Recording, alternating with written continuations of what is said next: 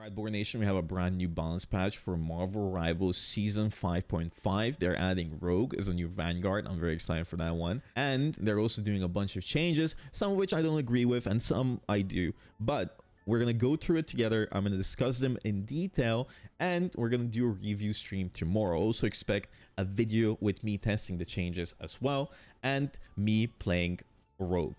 And a video with me playing Rogue as well. So anyway, let's get into it. I'm not going to be wasting your time. First and foremost, we do have Vanguards. It's Emma Frost, and she's getting a slight nerf because she's no longer team up anchor. So her base HP goes from 550 to 600, but that's because she's losing 100 bonus health.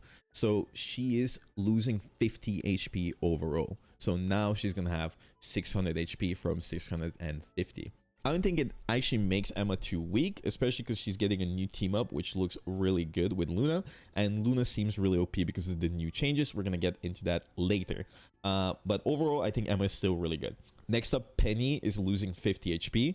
Penny is a really good character in lower elo, but once you get into really high rank, it's really hard to get value on her, depending on the map. You can cheese some maps, but most of the maps is going to be difficult. But overall, she is quite a good character. If you're like Plat, Diamond, even GM, you know. So I don't think the Penny changes are that big of a deal, but it's a good quality of life change because of how strong she is in some other ranks. Next up, we're actually getting buff to the Thing. I'm really surprised they keep buffing the Thing in such a manner, considering the fact that I feel like he just needs big changes. I think his design is just boring. It all relies on his right click, and they keep buffing it, so the gameplay loop kind of revolves around you holding right click. But to actually get into the changes themselves, they're actually increasing the damage he does from 8% to 10% of a character's max health. So he's getting bonus damage from every single right click he does based on the enemy's max health. Now it's going to be 10%. If you don't know what that means, it's pretty simple. So for example, if I'm punching Groot, now it's gonna deal 80 damage. I think he has 800 HP, around 800. So now it's gonna deal 80 more damage. So I think it's 55 plus 80, which is 135, right? So that is a lot of damage. It does specific damage based on each character. So if you do it at an enemy support or DPS, it's gonna be less damage than a big tank character. If it's gonna be like Hulk in his angry form, that's gonna be 10% of that. I think it's like 1200, so it's gonna be 120 extra damage, 175 damage per punch. Not to mention that you can actually increase the damage a character takes by leaping towards them. Anywho, does it change much? I don't know. He seems like a tank buster. He seems like he doesn't fit anywhere because so many characters counter him, and Emma seems so strong and Poke seems so strong. Dive isn't too OP. I mean, Dive is OP, don't get me wrong, but by Dive being OP, I mean Daredevil is OP. And if you ban Daredevil, there isn't much reason to play the Thing. Even if you don't ban Daredevil, and he's played, you don't want to play the Thing too much, you gotta play Emma. Next up, he does have a big buff on his charge. So the ability where he creates an anti-mobility field, that increases, that gets its duration increased from 3 seconds to 5, which is a substantial increase. It's almost double, so it's like 75% or something. It's huge. Like from 3 seconds to 5 seconds, it's a noticeable change because you don't need to be as precise to get the enemy DPS to get stun locked. And by stun locked, I mean a BP dashing in. He can't use any of his abilities in this anti-mobility field. So that's really big change. Now, if BP was meta, that would matter. If Magic was a meta, that would matter. Maybe it would matter against Angela and Daredevil. And maybe that's what they're aiming to do, to make the Thing better against those characters, because those characters are really nimble. Even if you catch them off guard, they still have some way to mitigate damage. Like Daredevil can parry and or deflect, that is, and Angela has a shield, right? So I think that's fine. I just don't like that they keep pushing the agenda of the Thing being a shift and right click bot. I mean, it's fine to have very easy tanks, but if the Thing ever becomes meta, the game is going to be really, really dull. Anywho, does this mean the Thing is going to be meta? Probably not. Probably not. It purely depends on what comp the enemy team is running. And right now, dive characters that get countered by the Thing are really bad. So I don't think this matters too much, but I might be wrong. People are wrong sometimes. Next up, we have Thor. During Storm Surge, instead of being unable to change direction of movement, Thor can now freely adjust it while dashing and moving in any direction.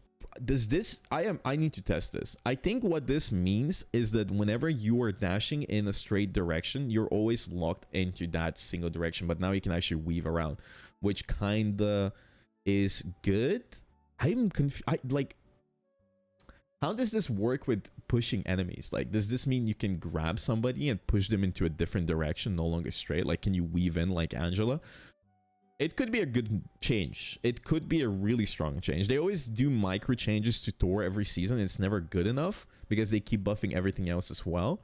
But I guess it's a good quality of life change. I mean, he's more flexible now on what he can do. Blade does more damage with his sword, so from 24 to 26, and then his slash single hit damage from 15 to 16. So I think every slash hit is doing 1 more damage.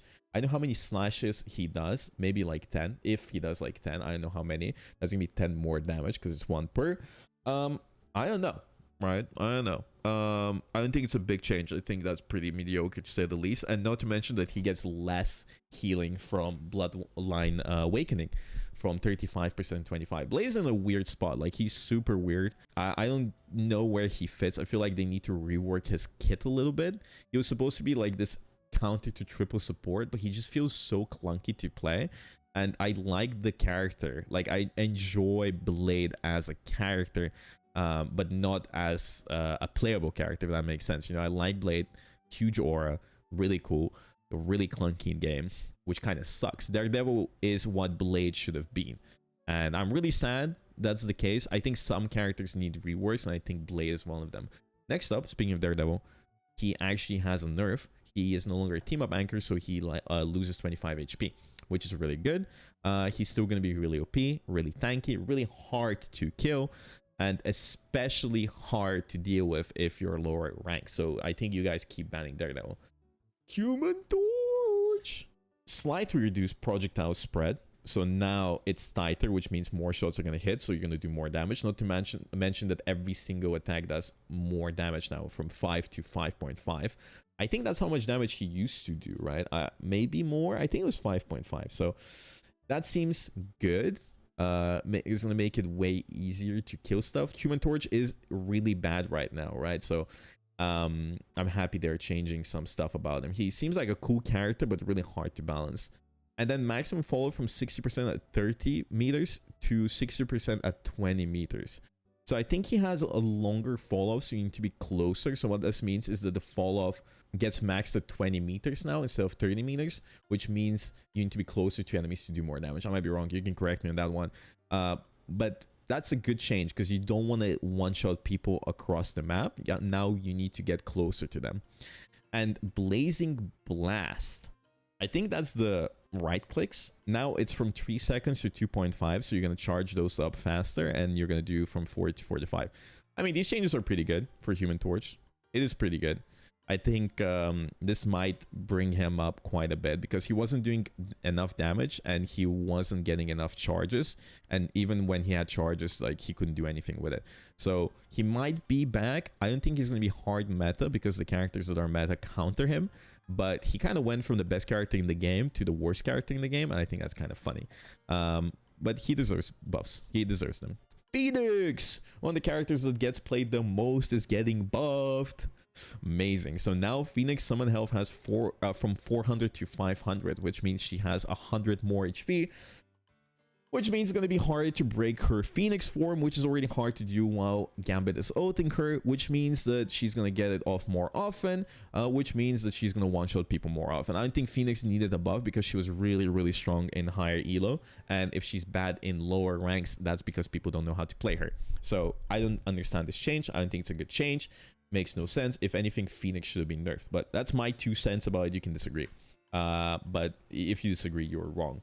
Psylocke has the most deserved nerf purely because now it's from now her ultimate charges up slower from 2.8 or 2,800 to 3,400, which is 600 more points, which means that it's going to charge, if I do the math correctly, 25% slower, like 23%. Like, yeah, it doesn't matter. I'm too fried. I haven't slept.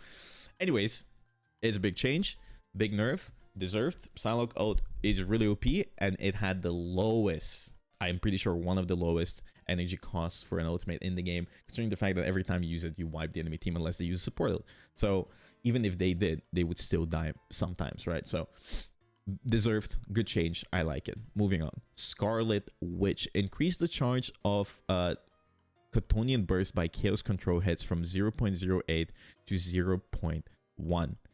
So I think this means the sucking thing that charges up your right click actually charges up your right click faster. And that's a good change, I guess. I mean, it's not such a big deal. From 0.08 to 0.1 is whatever. I think, I mean, it's still pretty good. I need to see it in effect. I don't know how much is going to matter.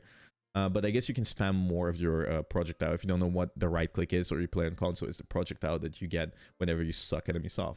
And you also get Dark Seal projectile speed from 40 meters to 60 meters per second, remove spell fuel generation delay. So I think this means that the big ass circle that stuns enemies is going to travel faster, and it no longer has an activation delay, so it instantly is going to stun enemies. So that's actually pretty good. And finally, her ultimate pulls enemies faster. So it's from 2.4 meters per second to 3 meters per second.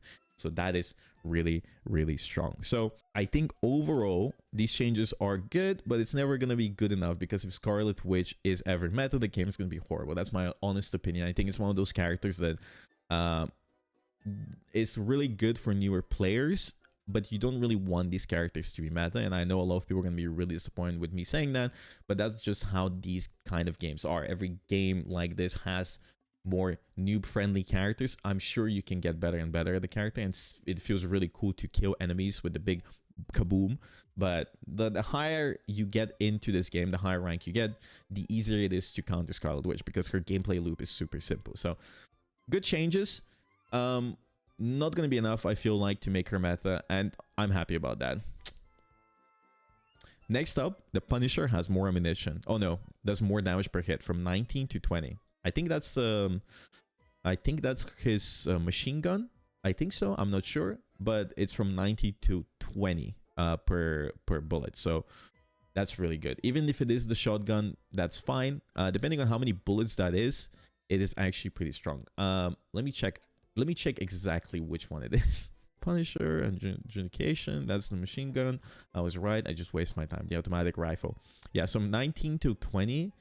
How many bullets do you have? 40. If it's 1 damage per bullet, that's 40 more damage per clip. It's 80 more damage if it's all headshots, which is really significant. Now, I'm going to tell you a little fun fact, but back in the day, Soldier 76 in a other game that you might have never played, but many of you have, actually got the same kind of change and got more damage per shot. 1 more damage. That 1 more damage actually made the character super broken. They nerfed him after a week. So do not take this lightly. It might be really, really strong. We're going to see. Obviously, Rivals is a different game, but still, changes like these could be enough to push the character over the edge. Next up, Wolverine has a really good change. Actually, you can now out people into the wall. Before, what would happen is you would grab people and then you would have to slam them into the floor. The game would bug out or something would happen and you wouldn't be able to slam them into the ground. But now you can do it into the wall. I think it's a good change, and it's gonna fix a lot of inconsistencies with Wolverine's ult. And I enjoy it. I mean, I don't enjoy it in the sense that I've seen it happen yet, but I enjoy the fact that they did it because it makes sense. Is it going to make the character any more meta? Probably not, but, you know, Wolverine is a necessary evil. You know, he's good whenever he needs to be. He's bad whenever he's getting countered. He's easy to counter, but he's also very good if you understand how and when to play him. Next up, we have a bunch of nerfs to support, so it's very simple. Gambit has 200 more charge that he needs to get his ultimate ability. Energy cost increased from 4.3 to 4.5, or 4,300 to 4,500. And Invisible Woman ultimate, also the same thing. Gambit and Invis are really meta. This doesn't really change much, but it's a good quality of life change. I think they're still gonna be meta. 'Loki' was already really, really strong. in this meta, because you would copy Gambit, use Gambit ult, then farm Gambit ult, and Gambit would use his ult and farm Loki ult, and then it would just be, you know, Gambit saying Gambit never folds infinitely, and his lamp is really OP. And yeah, Loki was really, really good already. Now that they buffed his healing and damage from 80% to 90%, that is really OP. I think Loki is S tier again. He already was S tier. I think he's still going to be S tier. And I'm really surprised they decided to do this. It doesn't make sense for them to hard nerf Loki and then slowly buff him up. As a matter of fact, I've been seeing this like trend of them giga buffing strategists over the course of the last few seasons. I think with the sole purpose of making more people play strategists, which might make sense. But now we're getting to the point where they seem really broken. Like I don't want to be the one saying it, but I will. Support right now seems like one of the stronger classes in the game. Gambit does everything, Invisible Woman does everything. Both of these characters never die. And now Loki seems really strong as well. 10% more is really good. Luna Snow, speaking of OP characters, Luna Snow, God forbid she's not meta for, you know, one season. She got some insane changes. So now her absolute zero startup type increased projectile speed from 60 meters to 80 meters. I think that's Luna's stun. Absolute zero. Yeah, that's her stun. So now it's going to activate way faster, so you can react faster, and it's going to travel faster. So that's a big change. That's a big change because you can hit it way more consistently. I don't think she needed it, but so be it. And finally, for some reason, they decided that Luna can now apply #1 idol to herself, which is her snowflake. When #1 idol is active, 10% of healing to allies is converted into healing for Luna herself, and she gains a 10% healing boost and a boost and a 10% damage boost. Now, let me just confirm this, but I'm pretty sure that's the snowflake. Share the stage, that's the snowflake, right? And it also says that it's separate from share the stage. Does this mean she can apply snowflake to a teammate and a snowflake to herself? I don't know. We're gonna see tomorrow, or like whenever this video gets uploaded, but I think probably tomorrow, or to be exact, December 10th, when I do the preview. But this seems really OP because now she's gonna get 10% more healing whenever she uses that, and she gets 10% of the amount she heals to herself, which means she's unkillable. Plus the stun buff, it just genuinely makes her unkillable. Not to mention that she gets a 10% damage boost. It's so OP. It's so good. The only reason why this wouldn't be OP is if Luna gets outshadowed, or like if other supports in the category are more OP, which is fun to say that, but it might be true. I think Gambit might still be stronger, but this is absolutely bonkers buff. I'm crashing out. I think it just makes no sense, but so be it. You know, Luna Snow is their favorite child. Every season she's getting buffed. We had one season where she was nerfed, and now she's getting buffed again. But at least she's not putting on a show for 12 seconds. Rocket Raccoon is getting a nerf, so now the ultimate ability gets you know, more energy costs, and that's good. It's like 9% more, 8% more. It's fine. You know, Rocket farms it really fast. I think they're slowly increasing the energy costs of a bunch of support nodes in the game, because it just kind of doesn't make sense for the game to revolve around so many support nodes, and I think it's the right direction. Finally, we have Ultron. Ultron is basically getting a small rework. He can now deploy 2 drones, which means he can heal 2 allies at the same time, which seems low-key broken, not gonna lie. Firewall now requires a target with imperative patch, which is the drone. After use, Ultron gains 65 bonus health, which is insane. The target and nearby allies get 50 health, which is really good. Not to mention that this is going to apply to multiple people, in the sense that if you have 2 drones, you can apply this to 2 groups. And plus the selective ally gains 20% movement speed and 10% damage boost. I'm going to be honest with you, but that's insane. That is insane. I wonder if you can do it to 2 people at the same time, because you have 2 drones. But 20% movement speed and 10% damage boost is insanely ridiculous. You can send people in. You can send in a Punisher with his ult, increase his movement speed. You can do it to a tank, increase their movement speed. With Strange whenever he ults, with Emma whenever she ults. having a movement speed ability on demand seems really busted, because usually I think it's like ultimates that increase movement speed. I'm thinking about abilities that boost movement speed. I guess Jeff's bubbles do, but that's a little bit more scuffed to use. And 10% damage boost seems really OP. And I think this will promote triple support again, which is kind of sad to hear because triple support's been quite strong. And finally, they do increase his ultimate charge, which makes sense, from 3.7 to 4,000. 3.7, I mean 3,700. So Ultron seems probably good, maybe not, but I think these changes are really damn good. I think these changes are really good, right? I don't know what comp he's going to be played in, but I think he's going to be good in any triple support composition. Again, because like you can place 2 drones. I wonder if it's going to stack up. Like if you have 2 drones on 2 teammates and they're together, it's going to heal each other up. Or like Ultron can get, or like people that are between those 2 drones, if they can get double the healing basically, we're going to see. But it seems really OP. I'm not going to lie. Seems really OP. We already talked about the new team ups, but they got removed. So we had no more, we don't have any more Emma Frost Psylocke team up. That's removed. Emma loses her anchor.